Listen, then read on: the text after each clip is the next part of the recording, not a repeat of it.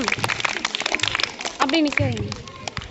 வீரபாண்டிய கட்டபொம்மன் வசனம் பேசிய மாணவனுக்கும் மற்றும் பங்களிப்பு அளித்த நீங்க நிக்கும்போது சைடுல தெரியும் போட்டோ.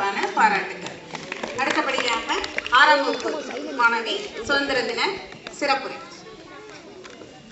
அவையோர் அனைவருக்கும் என் இனிய காலை வணக்கம். நான் இப்பொழுது சுதந்திர